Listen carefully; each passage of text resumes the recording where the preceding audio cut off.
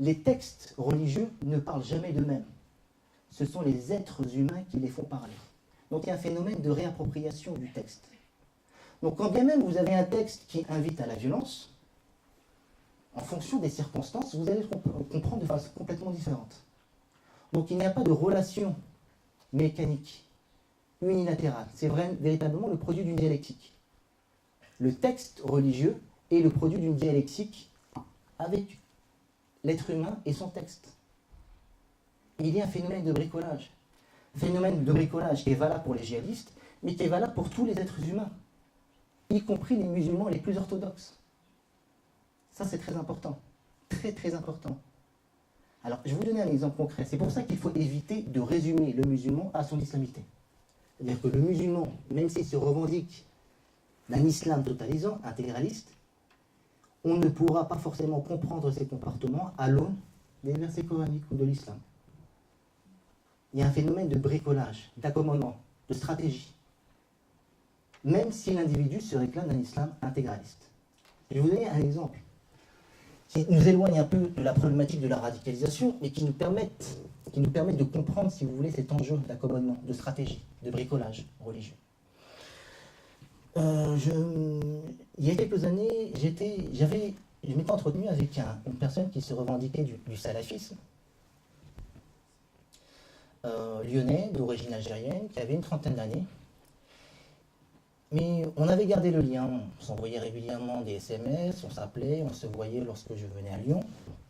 Et un jour, il me dit qu'il a eu un problème avec sa famille, en me disant, bah voilà, Samir, depuis que je suis devenu salafi, je pratique l'islam de façon assidue et j'ai décidé de refuser de faire la bise à mes tantes par alliance, qui ont une soixantaine d'années. Il dit voilà, ce sont des personnes avec lesquelles je peux potentiellement me marier et l'islam m'interdit d'avoir un contact physique avec ces femmes. Je peux faire la bise à mes sœurs, à mes filles, à mes nièces, à ma mère, mais pas à mes tantes par alliance.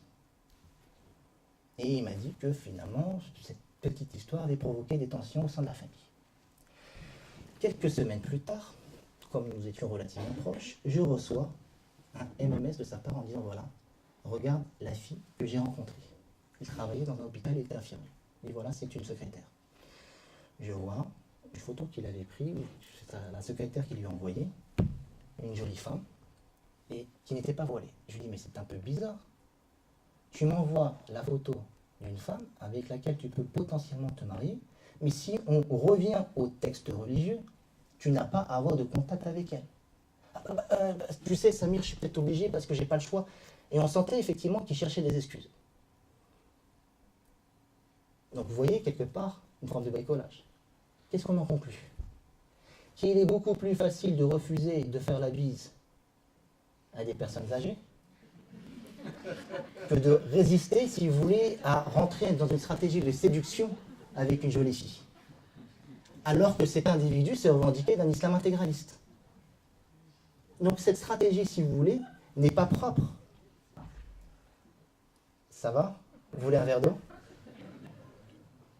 Voilà, mais vous n'avez pas le droit de la raconter parce que c'est du tout droit réservé, un copyright. Hein. Donc si vous voulez, c'est très important d'avoir cela à l'esprit. C'est que vous avez affaire à des personnes qui s'inscrivent dans une forme de radicalisation. On ne parle pas de radicalisation violente, mais de radicalisation religieuse.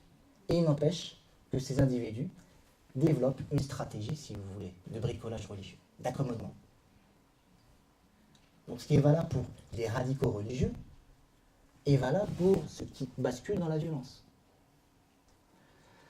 Donc nous avons parlé de bricolage, nous avons parlé de djihad offensif, et il y a ensuite le djihad défensif. Donc deux formes de djihad au sein du djihad du petit djihad. Un djihad offensif, on en a donné la définition, et un djihad défensif. Qu'est-ce que le djihad défensif? C'est la possibilité donnée aux musulmans, c'est le cadre religieux donné aux musulmans de se défendre contre une agression venant d'armées ou d'autorités non musulmanes.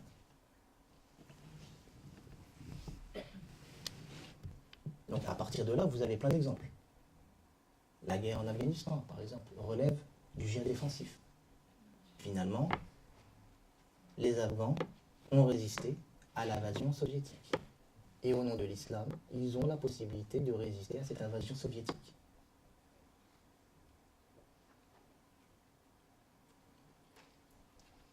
Donc ça, c'est effectivement très important. Donc d'avoir à l'esprit djihad offensif, défensif, petit et grand djihad. Ensuite, ça, effectivement, c'est l'islam, si vous voulez, que l'on pourrait qualifier de classique, à grands traits. À côté de cet islam, si vous voulez, classique à grands traits, vous avez des théoriciens, des idéologues, des intellectuels, des prédicateurs musulmans, des théologiens musulmans, qui ont donné une définition, une acception, un contenu idéologique à la notion de djihad offensif et défensif. Et vous avez 5 grands personnages, 5 intellectuels, 5 idéologues qui ont participé de la structuration du djihad à l'heure actuelle. Vous avez d'abord Saïd Qutb, qui est égyptien et qui est un frère musulman et qui va vous expliquer qu'il y a la possibilité de pratiquer le djihad, mais dans certaines conditions. Saïd Qutb va, dans un premier temps, donc il a vécu dans les années 50 avant de se faire pendre par Nasser, et lui va considérer que les régimes à l'époque ne sont pas des régimes musulmans, ce sont des régimes mécréants. Et il va considérer que l'État, parce que c'est un Égyptien, l'État égyptien est un État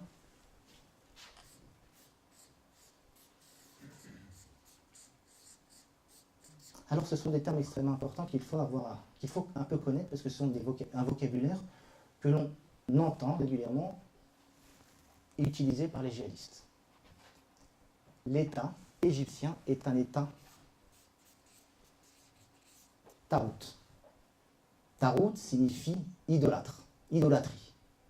Autrement dit, c'est un État qui ne respecte pas les préceptes de l'islam. Et parce que cet État ne respecte pas les préceptes de l'islam, il faut bien entendu le combattre en usant de la violence. Donc, en essayant, tant faire se peut, d'abattre tous les symboles représentant cet État. Policiers, militaires, services de sécurité, administration, etc. Mais ce n'est pas la seule cible de Saïd Qutb. Il va considérer que cet État ne peut se maintenir au pouvoir que parce qu'il y a une société qui soutient cet État. Sans cette société, l'État tombe.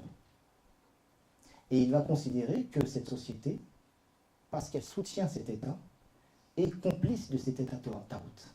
Et il va considérer, finalement, que c'est un État qu'il va qualifier d'ignorante, victime de jahiliya, qui signifie en arabe d'ignorante. Ignorante de quoi? Ignorante de la vérité religieuse. Donc, la cible est non seulement l'État, mais la société. Et il va considérer que l'État et la société, l'État qui est tarout et la société qui est qualifiée de jahiliya, doivent faire l'objet de ce qu'on appelle le takfir. Alors je vais mieux l'écrire. Le takfir. On doit jeter l'excommunication sur cet État et sur cette société. On doit jeter l'anathème. On doit considérer que cet État et cette société n'est pas musulmane. Et parce qu'elle n'est pas musulmane, il est donné la possibilité, aux personnes qui partagent cette idéologie, de tuer les représentants de cette société, de cet État. Donc vous voyez que cette conceptualisation du djihad est ancienne, mais il a quand même une résonance à l'heure actuelle. Donc ça, c'est pour le cas de cette photo. Vous avez ensuite Abdallah Azzam. Abdallah Azzam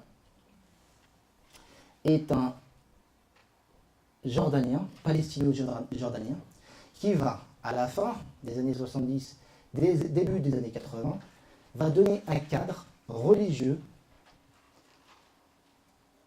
à la résistance afghane contre l'invasion soviétique. Il va considérer que le djihad défensif relève d'une obligation religieuse pour tout musulman en âge de combattre. Relève d'une obligation religieuse pour tout musulman en âge de combattre. Ça, c'est quelque chose de nouveau pour l'époque. Pourquoi? Parce que d'un point de vue théologique, cette obligation n'était pas une obligation collective, c'était une obligation individuelle. En tant que musulman, j'avais la possibilité d'y aller. Et si je n'y allais pas, ce n'était pas trop grave, globalement. Or, Abdallah Azzam va ériger en obligation religieuse le djihad, de telle sorte qu'un certain nombre d'experts va considérer que Azzam va considérer le djihad comme le 6e pilier de l'islam. Donc vous voyez bien que là encore, la conceptualisation d'Abdallah Azzam sur la question du djihad a des résonances à l'heure actuelle. Pourquoi? Parce que les personnes que vous interviewez qui reviennent de Syrie, qu'est-ce qu'ils vous disent? Ils vous disent que c'est une obligation religieuse d'aller combattre le régime de Bachar al-Assad et de participer à la création d'un État islamique. Bah ça, c'est du hasard, ni plus ni moins. Est-ce que c'est clair? Ensuite, vous avez Ayman el-Zawahiri, qui est actuellement le numéro 1 d'Al-Qaïda, qui fut longtemps le numéro 2, et qui va expliquer que globalement, la stratégie va reprendre, ne va pas parler du djihad défensif à l'Abdallah Azzam, mais va partir des travaux, des réflexions posées par Saïd Qutb. On va dire finalement, c'est un modèle extrêmement intéressant, ce modèle-là, et force est de constater que c'est un modèle qui existe depuis les années 50, 60, mais qui n'a pas réussi à créer d'État islamique dans les pays musulmans. Et Zawahiri va considérer qu'il est nécessaire de redéfinir une autre stratégie. Parce que, in fine, l'objectif d'un peuple est de créer un État islamique. L'objectif d'Abdallah Azzam aussi. L'objectif de Zawahiri aussi, créer un État islamique. Et Zawahiri va considérer que cet État islamique ne pourra être créé que si l'on redéfinit une autre théorie, une autre stratégie. Il faut absolument non pas nationaliser les luttes, c'est-à-dire que les luttes djihadistes ne doivent pas s'inscrire dans le contexte des États-nations. Vous êtes djihadiste algérien, vous combattez pour la création d'un État islamique en Algérie. Vous êtes un djihadiste égyptien, vous combattez dans le cadre de la société égyptienne. Non. Zawahiri considère qu'il est important de globaliser la lutte, de mondialiser le djihad. Et lui, il va identifier cette fois-ci deux ennemis. Non pas l'État qualifié de Tarout et la société qualifiée de Jahiliya, comme l'a fait Saïd Qutb, mais va définir deux ennemis. Il y a l'ennemi lointain, et de l'autre côté, les ennemis proches. Qui sont les ennemis lointains et qui sont les ennemis proches? Les ennemis proches, ce sont les pays arabes. Et les ennemis lointains, c'est qui? C'est vous. C'est l'Occident, l'Europe et en premier lieu les États-Unis.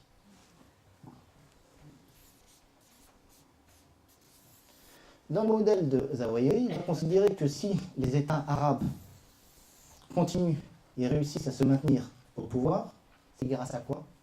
C'est grâce au soutien accordé par les ennemis lointains. Donc, comment fait-on pour créer un État islamique, renverser ces États arabes, si on sait que les soutiens américains occidentaux sont les soutiens qui permettent de maintenir ces ennemis proches au pouvoir?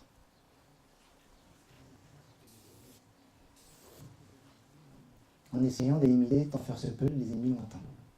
Les États-Unis, la Grande-Bretagne, l'Espagne. Donc c'est la motivation première, si vous voulez, de ces actions qui ont été menées en 2001, 2004, 2005. L'objectif, in fine, était de suspendre ou de ralentir le soutien des pays occidentaux à l'endroit des ennemis proches. Ok?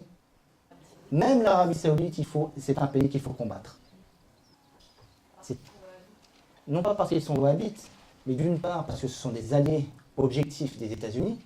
Donc on n'a pas à s'allier avec des pays qui sont alliés de nos ennemis, à base de l'ennemi de mon ennemi, forcément. Voilà. Et donc, par conséquent, il faut renverser cette monarchie considérée comme corrompue. Vous avez un certain nombre de fatwas de djihadistes saoudiens qui vont qualifier la monarchie saoudienne de laquais et de valet des États-Unis. C'est quand même fort. Et pas suffisamment musulmans. Donc on renverse une monarchie pour créer non pas une monarchie, mais un État califal islamique. Est-ce que c'est clair? Donc ça, c'est la stratégie de Zawahiri. El-Souri et El-Nani s'inscrivent dans la filiation de Zawahiri, s'inscrivent dans la filiation de Saïd Qutb. Mais ils vont partir du principe que la stratégie établie par Zawahiri n'a pas du tout fonctionné. Ça a fonctionné en 2001, ça a fonctionné en 2004, ça a fonctionné en 2005, mais les Occidentaux ont mené une politique répressive telle qu'à l'époque, il était extrêmement impossible de commettre un attentat sans se faire immédiatement arrêter. C'était impossible. Pression sécuritaire. Pourquoi? Parce qu'organiser ou refaire l'attentat du 11 septembre 2001, avec une telle logistique, de tels moyens, ce n'est plus possible. D'où l'intérêt ou l'importance donnée à redéfinir une stratégie, en disant finalement, les moyens lourds, ce n'est plus possible, des organisations pyramidales, ce n'est plus possible, essayons de redéfinir cela en tenant compte des rapports de force en Europe et en Occident. Autrement dit, on va essayer de mener des petites actions, utiliser des voitures, des machettes, des kalachnikovs. C'est du terrorisme low cost. Pour multiplier, si vous voulez, l'effet de terreur, dans le but, si vous voulez, d'accélérer le processus d'islamisation. D'accord? Est-ce que c'est clair? Est-ce que vous avez des questions? Très rapides. De toute façon, en fin de séance, il y aura un temps pour les questions. Oui. Quelles ont été les aides qu'a bénéficié l'État islamique? On dit souvent que ce sont Qatar et l'Arabie Saoudite qui ont aidé au développement, ou alors est-ce que ce sont des personnes très riches qui ont pu aider? Parce qu'on peut difficilement imaginer une telle réussite sans aide importante. Bien sûr. Bien sûr. Alors, très rapidement, parce que c'est une question très très importante. Voilà.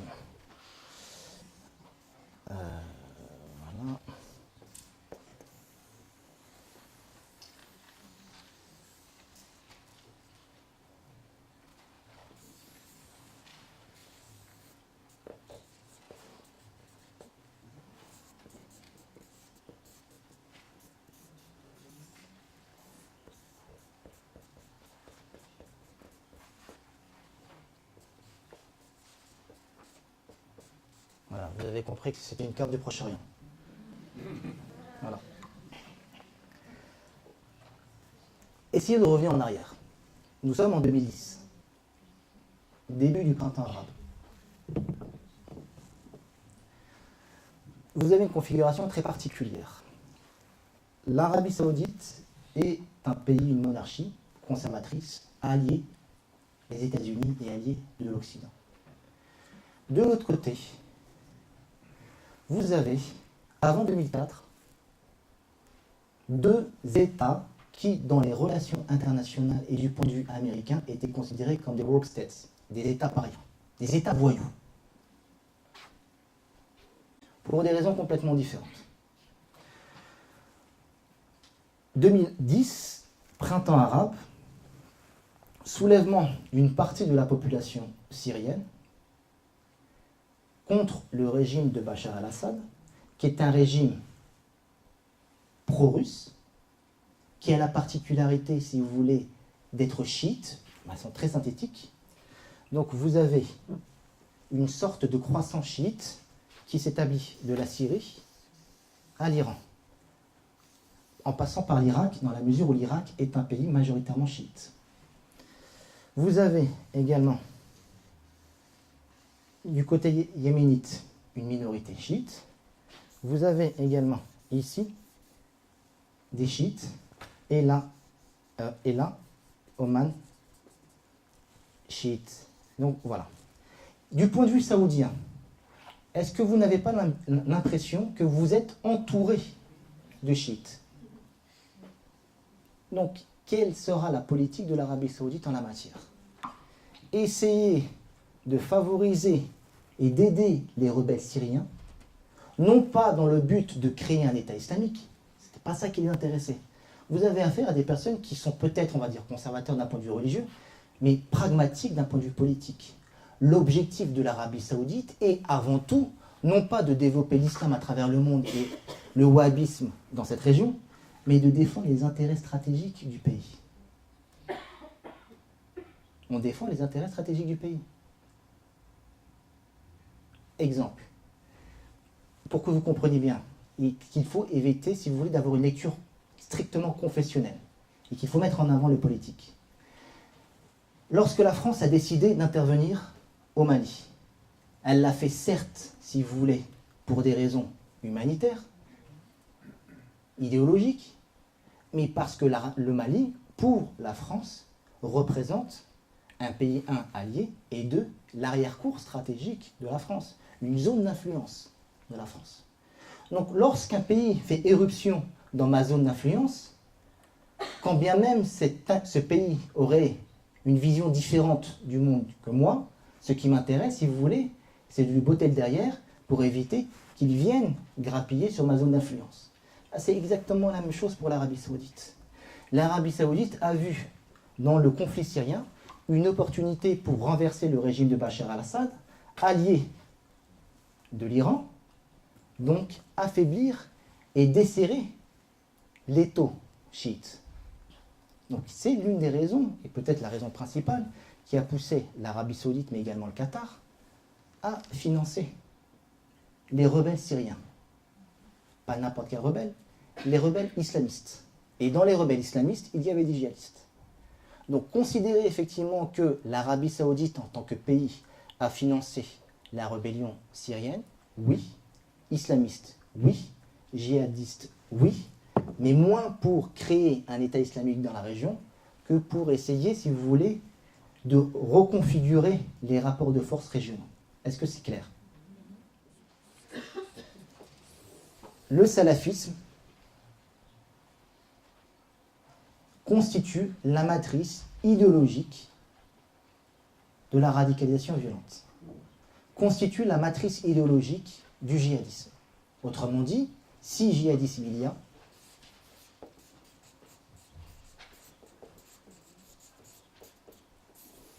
c'est qu'il y a des racines doctrinales qui permettent à des individus de justifier leur action. Donc l'une des manières pour lutter contre le djihadisme, dans l'esprit des personnes qui considèrent que finalement le salafisme est la conséquence, est à l'origine du djihadisme, c'est de lutter contre le salafisme, d'interdire des mosquées salafistes, d'expulser des imams salafistes, d'inviter les musulmans à choisir ou à développer une lecture modérée de l'islam. C'est le modèle proposé par les personnes qui défendent l'idée selon laquelle la radicalisation islamique est le produit d'une radicalisation de l'islam. Mais au regard de ce qu'on a dit tout à l'heure, ce modèle est sur le papier extrêmement séduisant, mais il ne correspond pas forcément à la réalité. Pourquoi?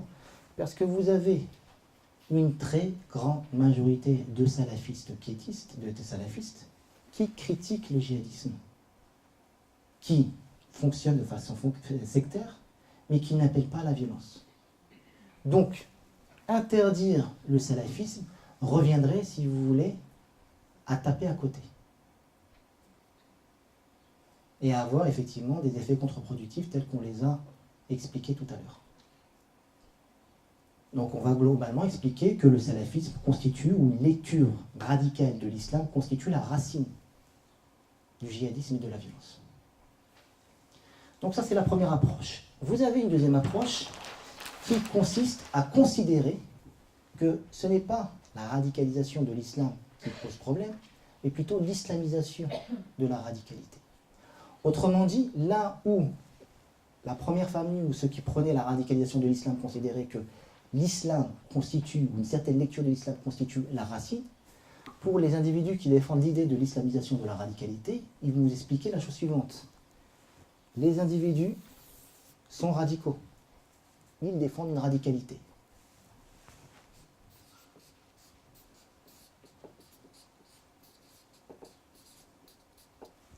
Vous avez le marché des utopies, qui était avant dominé par l'extrême gauche dans les années 70. À l'heure actuelle, il n'y a plus que l'islam.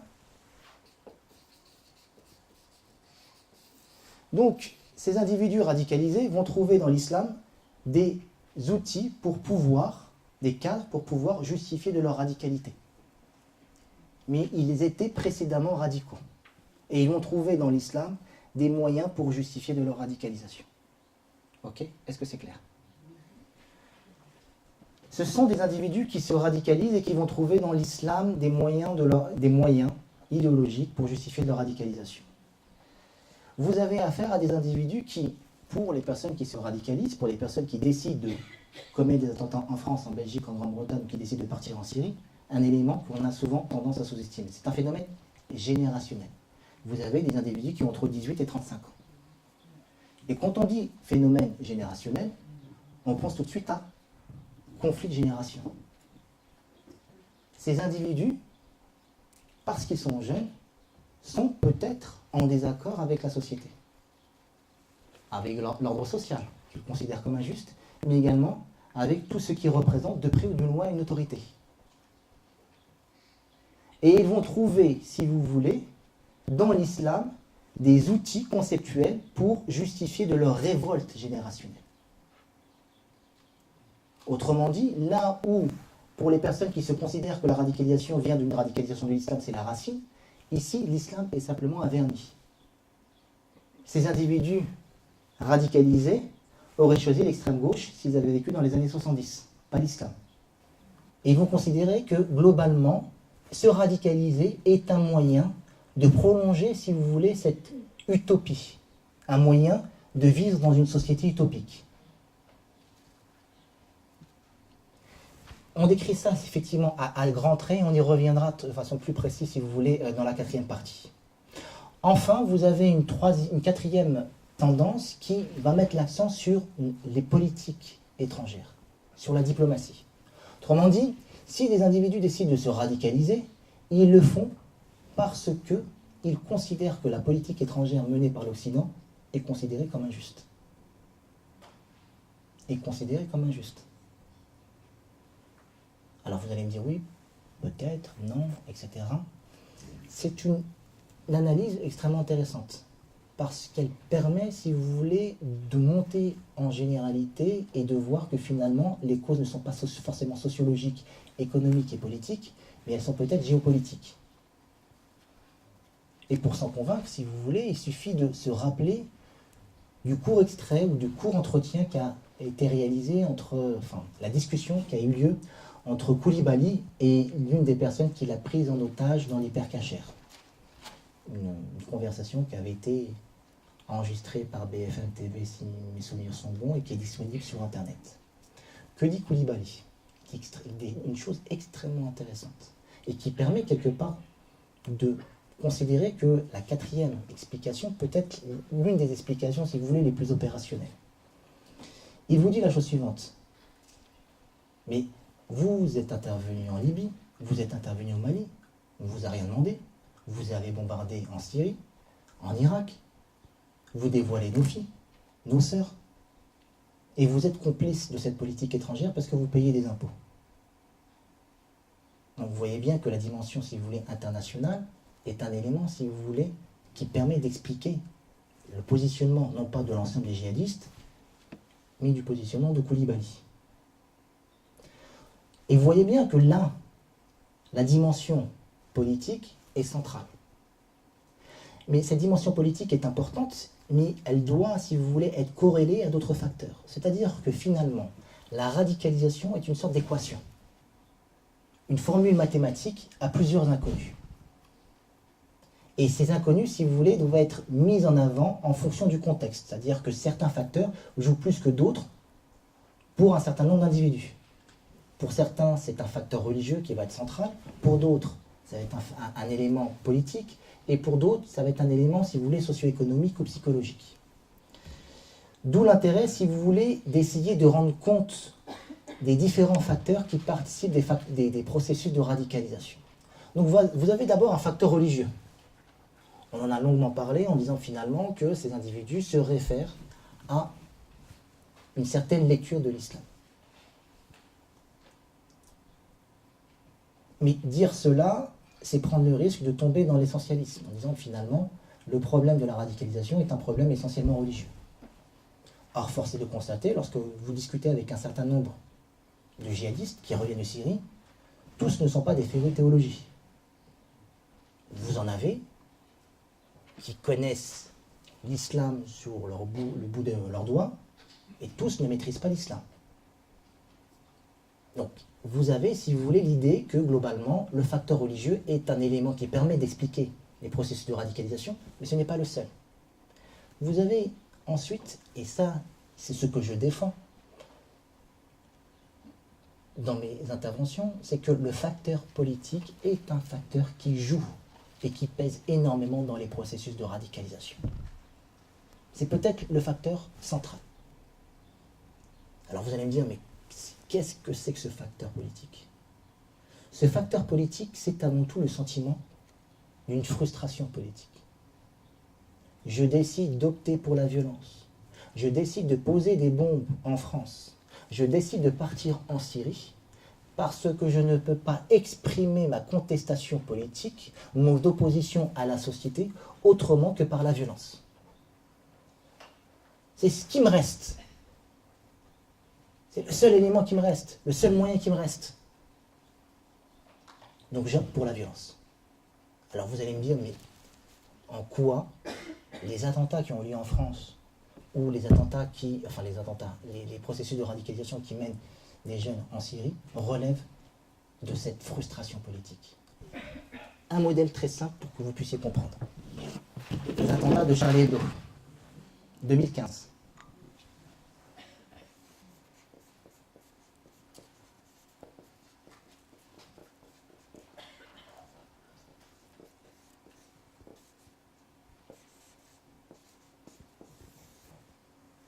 L'un des frères Kouachi disait dans une vidéo, nous avons fait ça par vengeance. Autrement dit, on lave un blasphème réalisé à l'endroit du prophète de l'islam. C'est son point de vue. Il considère effectivement que vous avez affaire à un individu qui considère que le seul moyen de laver un blasphème religieux consiste à tuer les personnes qui sont à l'origine de ce blasphème. Et lorsqu'on a essayé d'interpréter cet événement, on ne lui a pas donné de perspective historique. On ne s'est pas interrogé sur ce qui s'est passé avant. Qu'est-ce qui s'est passé avant par rapport à la question de Charlie Hebdo?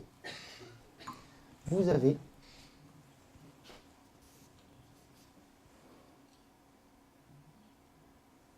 en 2012 un événement qui est passé inaperçu mais qui a énormément structuré la représentation que l'on s'est fait de la question des blasphèmes au sein de la communauté musulmane. 2012, un film a été réalisé par un Américain et qui a été diffusé sur Internet qui s'appelle L'innocence du prophète. Considéré par une grande partie de la communauté musulmane, non seulement celle vivant en Europe, mais également celle vivant dans le monde musulman, comme étant blasphématoire parce qu'elle mettait en scène un prophète de l'islam pédophile et versé sur le sexe. Ce qui a provoqué, si vous voulez, des remous à travers le monde musulman. En Tunisie, par exemple, les individus sont rassemblés devant l'ambassade des États-Unis. Et en France, une manifestation a été organisée par des jeunes des quartiers populaires, par certains jeunes des quartiers populaires, qui ont décidé de se rassembler devant l'ambassade des États-Unis à Paris. 200 jeunes se sont présentés devant l'ambassade des États-Unis. Alors, chose extrêmement importante, et ce qui explique en partie la réaction des pouvoirs publics en la matière, c'est que c'était une manifestation qui n'a pas été autorisée par la préfecture de police. C'est très important, parce qu'elle va conditionner ensuite la réponse des pouvoirs publics en la matière. Qu'est-ce qu'a fait les pouvoirs publics? Envoi de CRS, on arrête les individus et on les met en examen. Ok? Ça, c'est la deuxième séquence. Manif devant l'ambassade. Mais avant cela, concernant cette culture du blasphème, un autre événement, si mes souvenirs sont bons, c'était en 2004. Qu'est-ce qui s'est passé en 2004? Les caricatures du prophète. Vous savez tous les caricatures du prophète. Publiées dans un journal danois et ensuite publiées par Charlie Hebdo. Alors, je ne suis pas là pour juger Charlie Hebdo. J'essaie simplement de rendre compte que cet événement est le produit d'une histoire qui s'étale sur près de 10 ans. Quelle fut la réaction des autorités religieuses musulmanes en France? Blasphème, irrespect de la communauté musulmane, etc., etc. Et certains responsables musulmans ont décidé d'ester en justice, en disant que ça relève du blasphème, et donc nous allons en justice pour interdire la parution de ces caricatures et condamner Charlie Hebdo.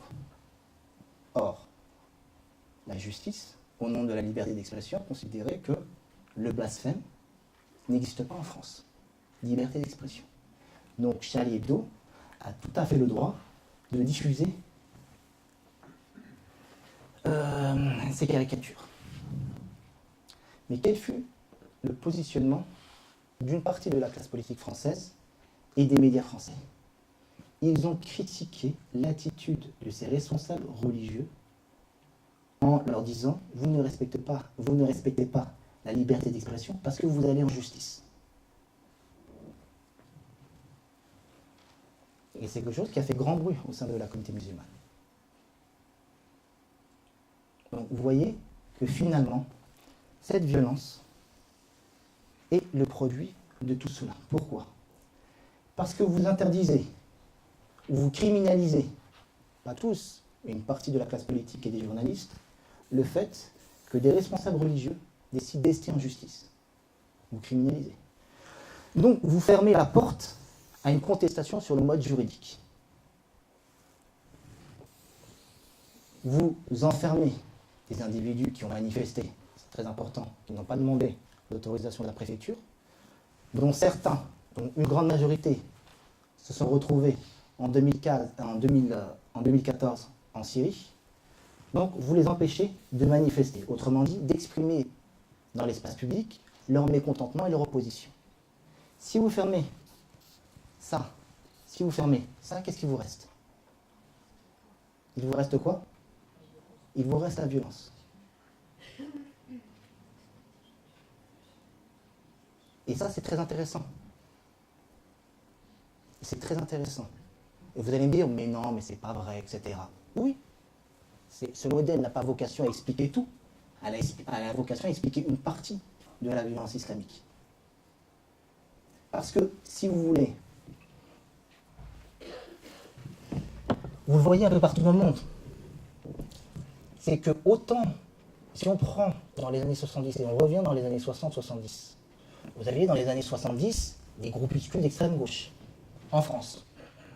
Pourquoi ces groupuscules d'extrême gauche n'ont pas eu une aussi grande influence au sein de la classe ouvrière, alors que la classe ouvrière devait être prétendument représentée par ces groupuscules d'extrême gauche? Pourquoi la classe ouvrière n'a pas été séduite par les sirènes de l'extrême gauche française? Enfin, l'extrême gauche française violente, action directe, etc.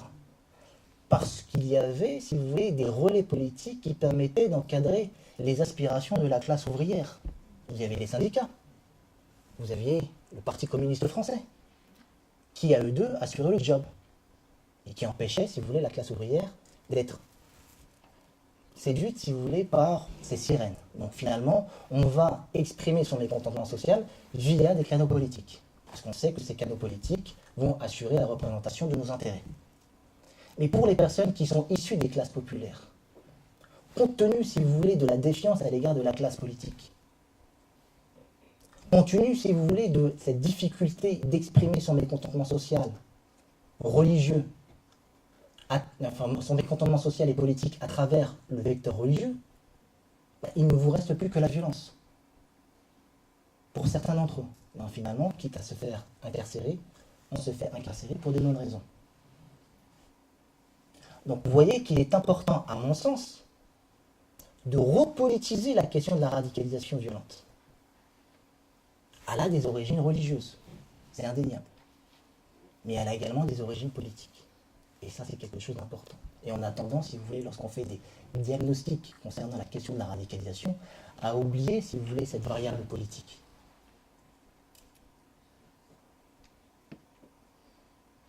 Il suffit pour s'en convaincre, il suffit, si vous voulez, de regarder les chiffres de l'abstention dans les quartiers populaires. Ils sont supérieurs à la moyenne nationale. Et parmi ces personnes qui ne se sentent pas représentées par la classe politique traditionnelle, ils se sont représentés par des personnes qui optent pour la violence. Donc vous avez, si vous voulez, ce facteur religieux qui joue, mais ce facteur politique joue également. Et vous le voyez dans un certain nombre de pays de culture musulmane qui ont acté le fait que finalement, s'ils sont victimes d'attentats terroristes au nom de l'islam, c'est peut-être parce que le champ politique a été verrouillé.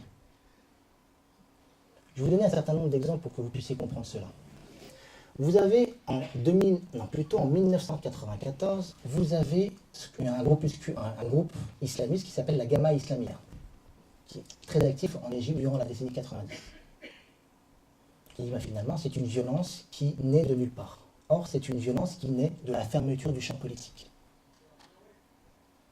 Dans les années 90, Moubarak régnait en dictateur sur l'Égypte. Donc on peut imaginer que finalement, ce processus de radicalisation provient en partie de la fermeture du champ politique. À partir du moment où ce champ politique a été rouvert, en 2010-2011, on a vu ces individus qui défendaient un islam radical, violent, déposer les armes et participer à la vie politique égyptienne. Ils ont même créé un parti politique en Égypte. Alors, je ne suis pas là pour dire qu'il faut créer un parti islamiste en France, mais je dis tout simplement que finalement, ce processus de radicalisation est en partie le résultat d'une frustration politique.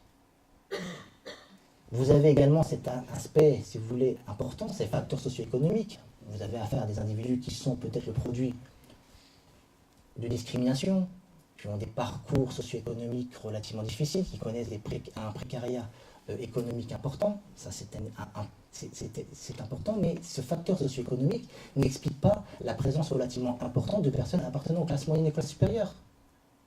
Vous avez dans les prisons françaises des personnes qui sont revenues de Syrie et qui étaient à l'université avant de partir en Syrie, qui étaient issus des classes moyennes, des classes supérieures.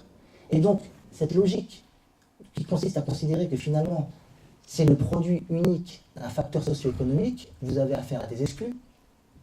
Oui, mais lorsqu'on regarde leur parcours, certains d'entre eux étaient parfaitement intégrés à la société française. Et ça ne tient en rien, si vous voulez, les raisons profondes qui ont poussé ces individus à partir si on se focalise uniquement sur le facteur socio-économique.